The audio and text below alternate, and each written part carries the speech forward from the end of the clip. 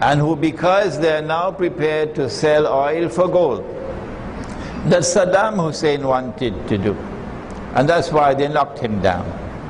That Muammar al-Gaddafi wanted to do, that's why they knocked him down.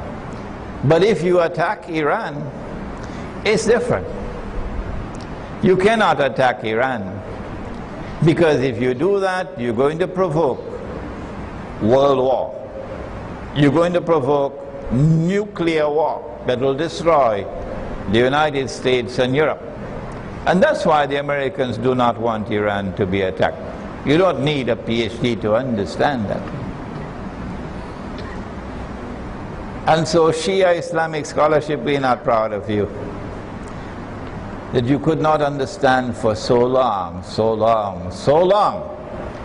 the role of gold as money in Islam. I was appointed as the principal of the Alimi Institute. I resigned my job in the foreign ministry in 1985 when I completed my contract. I didn't want to work because I was a diplomat. And I went back to Pakistan, and in 1986 they appointed me principal of the Alimi Institute, the same institute where I was a student. And in 1986, which is about 25 years ago, I proposed that the staff of the institute be paid their salaries in dinar and dirham. And the board looked at me as though I had fallen down from Mars or Venus or the moon. So our Islamic scholarship is worse off than yours. Now let's go back. The Prophet said, sallallahu ta'ala alayhi wa sallam, the hadith is in Sahih Bukhari. One hadith in Sahih Bukhari I have found. The hadith is in Sahih Muslim. I have found four. All from Abu Huraira. So it is mutawatir, it is also muttafaqun alayh. So you can't come and tell me this is da'if. No. He said that the river Euphrates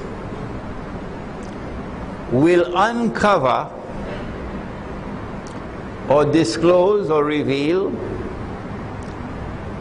a mountain of gold. In one version of the hadith, and people will fight over the gold. And 99 out of every 100 would be killed. And each one will be saying, I hope I will be the one who will survive. So of all the actors fighting over that gold, none of them knows who is going to survive. It's a guessing game. We know that everybody is going to be wiped out. Conventional wars do not result in 99 out of every 100 being killed. No.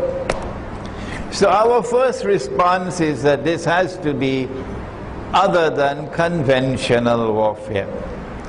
It looks like nuclear warfare or some other kind of weapon of mass destruction.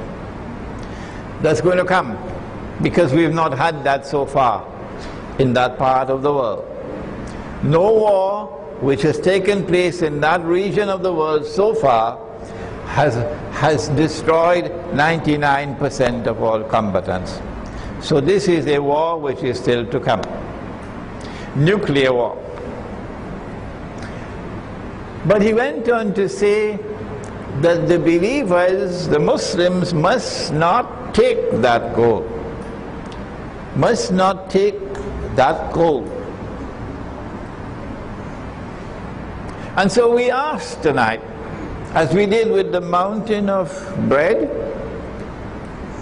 is this going to be a mountain of the metal? We said that could not be a mountain of the bread, whole wheat bread. We understood it to be symbolic language, religious symbolism. But if you insist on waiting on the mountain of bread, well, go ahead and wait. We're moving on. I am sending this message to Salafi Islamic scholarship, and I'm not doing it with disrespect. No. And I'm not doing it with boxing gloves. No. All I'm saying is that we differ with you. We differ with your methodology. And we're not waiting on you, we're moving on. And so we want to say tonight that we are not waiting for a mountain of the metal to come out from underneath the river and go up high into the sky. No. We recognize this to be religious symbolism. But not everything is religious symbolism, no.